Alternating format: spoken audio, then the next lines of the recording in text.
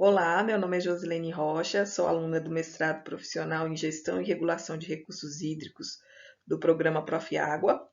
Já atuei à frente do Comitê de Bacia Hidrográfica do Rio das Contas como presidente e atualmente faço parte da Câmara Técnica Institucional e Legal. E a ideia aqui hoje é apresentar um pouquinho do meu conhecimento sobre o que é e o que faz um comitê de bacia hidrográfica. Bem, vou colocar aqui alguns dados do Comitê de Bacia do Rio das Contas, só para a gente ter ideia, né, e dimensão de como funciona um comitê a nível estadual. O comitê, o Rio das Contas, ele está localizado na Bahia, um rio estadual, que nasce na região de Piatã, cidade mais alta da Bahia, maior altitude da Bahia, e a foz é em Tacaré. A bacia do Rio das Contas é uma bacia que compreende cerca de 10% do território baiano, então de grande relevância de grande relevância geográfica, abrange cerca de 80 municípios e mais de 1 milhão de habitantes. O Comitê de Bacia do Rio das Contas ele foi criado em 2008 e tem 30 membros definidos em regimento, 10 membros que representam o poder público, 10 membros que representam os usuários, 10 membros que representam a sociedade civil. No ano de 2020 foi aprovado o plano de bacia e o enquadramento dos recursos hídricos, no finalzinho de 2020. Então, o comitê é um dos poucos comitês da Bahia que tem um plano de recursos hídricos aprovado e em implementação.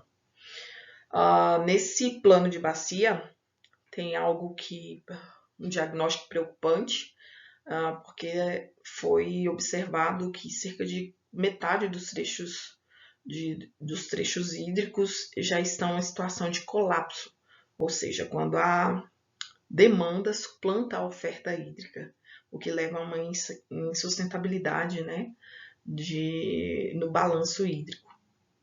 O comitê tem como secretaria executiva o órgão estadual, o INEMA, não dispõe ainda de uma agência de bacia. Na realidade, na Bahia, nós não temos ainda nenhuma agência de bacia e tem alguns conflitos importantes no Alto Contas, né? Conflitos de grandes empresas de agronegócios, com pequenos agricultores, com indústria de mineração, e esses conflitos fazem parte dessa prerrogativa de gestão do Comitê do Contas.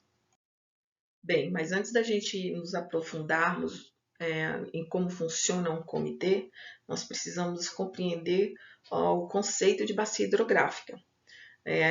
Aqui nessa figura, nesse desenho, a gente vê uma porção de terra, né, uma área, uma região delimitada aqui por divisores de água, e a chuva, né, as águas de chuva que caem sobre essa porção, elas vão escoar em direção a um rio principal, que é o que a gente chama de afluente.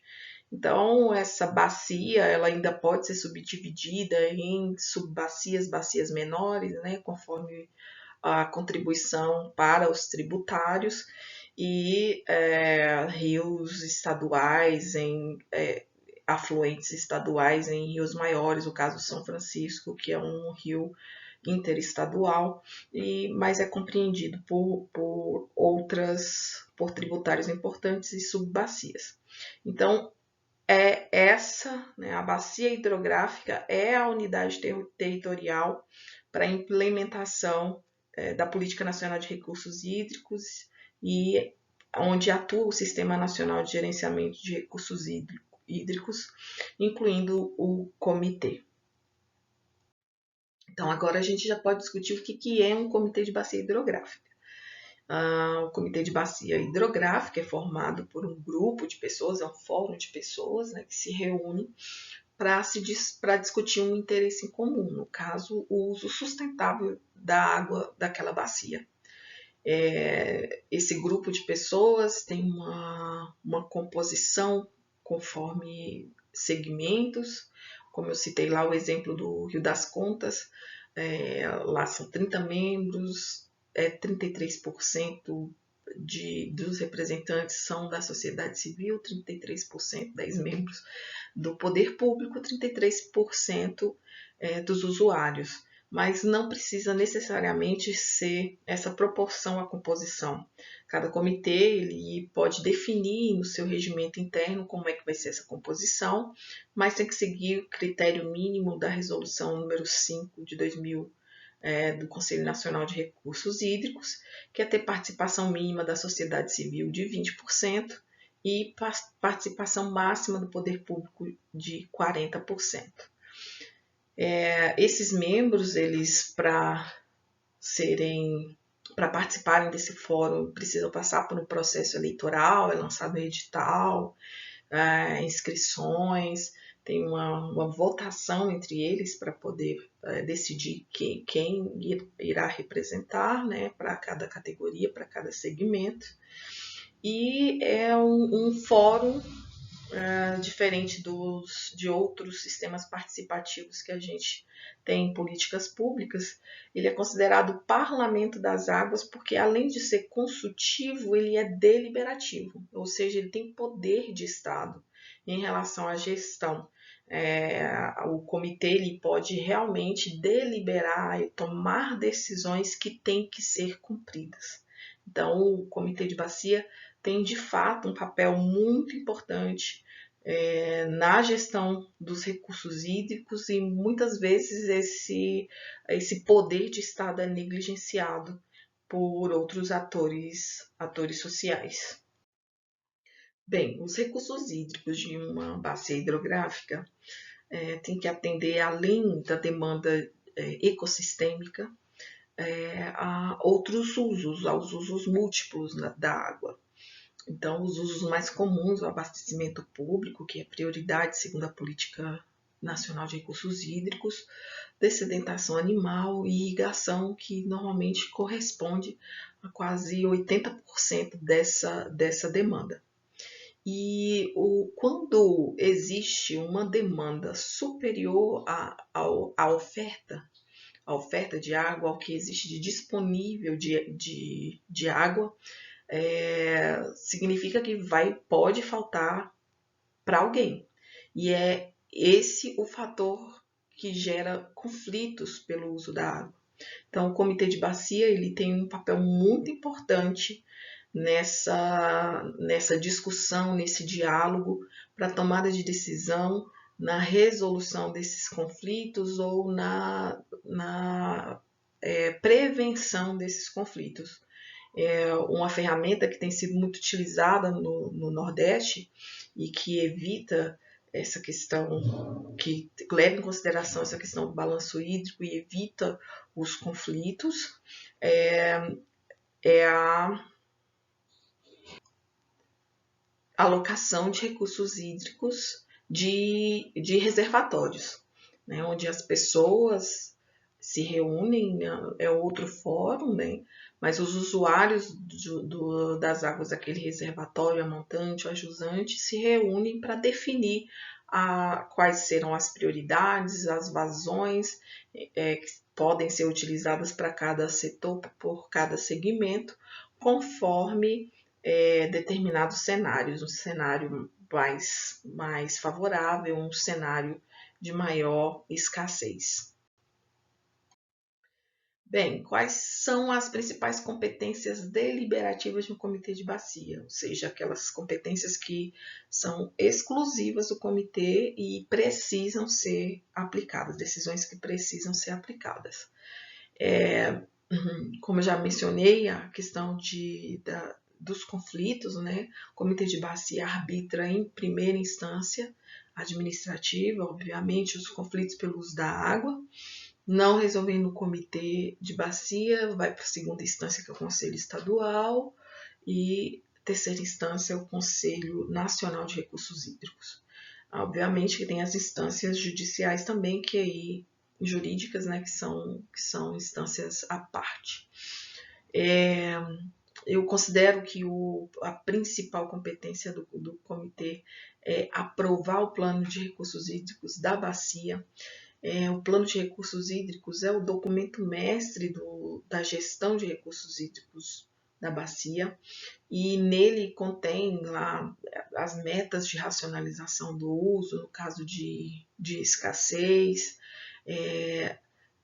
em relação a metas de aumento da quantidade de oferta, né, de recursos hídricos, como a gente faz para produzir mais água, e melhoria da qualidade da água. Também tem no plano de escrita as prioridades para a outorga de direito de uso da água, que é aplicado pelo órgão público. Existem diretrizes e critérios gerais para o caso de cobrança, né? Cobrança pelo uso da água, que é um instrumento da Política Nacional de Recursos Hídricos e que é importante ser aplicada. E também quanto a condições de operação de reservatórios visando garantir os usos múltiplos, a exemplo do que eu falei sobre a alocação, os termos de alocação. Além disso, né, compete ao comitê estabelecer os mecanismos de cobrança pelo uso de recursos hídricos. É o comitê quem vai estabelecer esses mecanismos, inclusive aprovar e submeter a uma proposta de cobrança, né, um valor de cobrança ao Conselho Estadual para aprovação, no caso de um comitê estadual. Compete também ao comitê estabelecer critérios e promover o rateio de custo das obras de uso múltiplo de interesse comum ou coletivo. Isso no caso já de uma cobrança pelo uso da água já implementada, então os recursos dessa cobrança, quem decide como vão ser aplicados é o Comitê de Bacia. Quanto às principais competências propositivas, o Comitê de Bacia deve acompanhar a execução do plano de recursos hídricos da bacia e sugerir as providências necessárias ao cumprimento de suas metas, inclusive acompanhamento dessas metas, indicar a agência de água para aprovação do Conselho de Recursos Hídricos competente, propor os usos não outorgáveis ou de pouca expressão ao Conselho de Recursos Hídricos competente, escolher a alternativa para enquadramento dos cursos d'água, dos corpos d'água, encaminhá-lo aos conselhos de recursos hídricos competentes para aprovação, sugerir os valores a serem cobrados pelo uso da água, propor ao Conselho de Recursos Hídricos a criação de áreas de restrição de uso com vista à proteção dos recursos hídricos e propor aos Conselhos de Recursos Hídricos as prioridades para aplicação de recursos oriundos da cobrança dos recursos hídricos do setor elétrico. Tá? O setor elétrico ele propõe. E quanto às competências consultivas, cabe ao comitê promover o debate das questões relacionadas aos recursos hídricos da bacia e articular na atuação de todas as entidades intervenientes, órgãos públicos, com terceiro setor, com sociedade civil, com usuários. Então, promover esse diálogo. E qual seria a responsabilidade de atuação de um membro, de um representante de comitê? Bem, primeiro é participar, né? Efetivamente participar de verdade das plenárias, das câmaras técnicas, dos grupos de discussões, trazer as demandas, né, da região, do segmento que representa, representar o coletivo, que é uma coisa que às vezes as pessoas têm dificuldade de fazer essa dissociação entre o meu interesse individual e interesse coletivo, mesmo que esse interesse coletivo esteja associado a defender os interesses de um determinado segmento, mas é o interesse do segmento que aquele membro representa, não é o interesse próprio. Como ele representa um segmento, uma categoria, é importante que ele consulte os demais, né, que não estão à frente do comitê, que não tem cadeira no comitê, consultar sobre os pares, para tomada de decisão, para voto, por exemplo, e também informar, né, fazer o retorno das discussões do comitê sobre gestão dos recursos hídricos àqueles as quais o membro representa. E super importante é que as tomadas de decisão, o voto, né, do membro seja realizado conciliando os interesses do segmento, mas, sobretudo, a sustentabilidade da bacia. Falando um pouquinho sobre o funcionamento do comitê, o plenário, diretoria, câmaras técnicas, grupos de trabalho, secretaria executiva, tudo isso precisa estar detalhado no regimento interno do comitê. E todo membro de comitê, todo representante precisa ter conhecimento desse regimento interno. Então, sobre o plenário que é a composição, né, o conjunto de membros, é a instância máxima do comitê, ela é soberana e as reuniões desses membros a gente chama de plenárias. Então, no regimento do comitê está lá estabelecido uma frequência mínima de plenárias ordinárias, existem previsões de plenárias extraordinárias também conforme demanda, e cada comitê estabelece essa frequência. No caso do Comitê do Contas, por exemplo, no regimento foi estabelecido 4 plenárias ordinárias por ano, certo? E aí nessas plenárias existem as discussões sobre questões relacionadas à gestão dos recursos hídricos,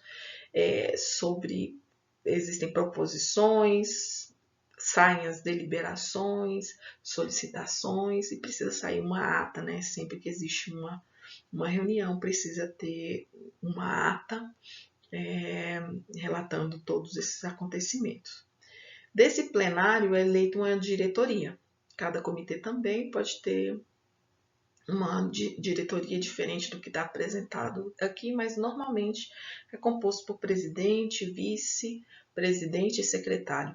Essa diretoria ela tem uma demanda maior, né, de tempo de atuação para responder às questões oficiais do comitê. Então, além da preparação para as plenárias, de discussão dos temas durante as plenárias, toda a parte todo o backstage, né, a parte fora da reunião plenária, quem conduz aí é a diretoria. Se não existe uma secretaria, uma agência de bacia no comitê, então a secretaria executiva atua nesse apoio à diretoria, mas costuma ser uma carga, exige um tempo maior de dedicação do que dos membros.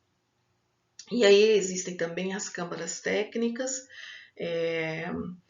cada comitê também estabelece as câmaras técnicas que são formações, grupos, né, que vão discutir sobre determinados temas antes da submissão do assunto ao plenário.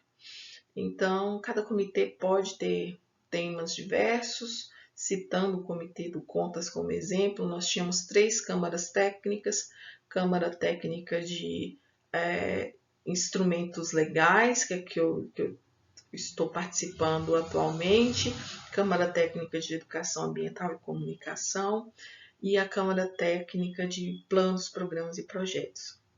Essa Câmara Técnica ela tem um caráter permanente, diferente do grupo de trabalho, que a gente vai ver que é um grupo formado para atuar em algum tema específico, para subsidiar alguma decisão do colegiado, e assim que chega a uma proposta, o grupo é desfeito.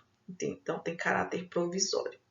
Além das câmaras técnicas, alguns comitês de bacia também podem ter câmaras chamadas câmaras consultivas regionais, que na realidade vai funcionar como uma divisão do comitê ao longo da divisão fisiográfica, porque dependendo da bacia, se a bacia for muito extensa, então é necessário para facilitar essa comunicação na porção alto, médio, baixo do trecho do rio. Então, pode existir essas câmaras consultivas regionais com seus respectivos diretores. E, por fim, nós temos a Secretaria Executiva, que é o CNPJ relacionado ao comitê. Tá? O comitê, ele, por ser um fórum, ele não tem o CNPJ, mas ele tem, precisa de apoio administrativo, apoio técnico, logístico, apoio operacional, e tudo isso precisa passar pelo trâmite da administração pública. Então, é a Secretaria Executiva, que é essa ponte da administração pública, que tem o CNPJ para poder fazer todas as contratações de serviços e apoios necessários. Quando existe a Secretaria Executiva, pode delegar parte dessa função de operacional, por exemplo, aplicar alguns projetos à agência de bacia. Tá? Então, a agência de bacia, os comitês que têm agência de bacia, eles estão subordinados à Secretaria Executiva. Por fim, vou falar um pouquinho sobre os documentos importantes de um comitê. A nível de planejamento, nós temos o regimento interno, que na realidade não é planejamento, né? É de diretriz mesmo de funcionamento do comitê. O plano de recursos hídricos, como eu disse, é o documento mestre para a gestão dos recursos hídricos da bacia. Quando o comitê não tem esse plano, ele fica andando no escuro. Ele precisa desse diagnóstico, de um prognóstico. O plano de trabalho, que é feito anualmente, que é em que o comitê vai atuar naquele ano. Um plano de comunicação, tanto para a comunicação interna, para os membros, quanto para a comunicação externa, considerando que como o comitê vai comunicar as decisões, deliberações, as discussões do plenário para o público externo. Um plano de capacitação para nivelar o conhecimento, que é super importante.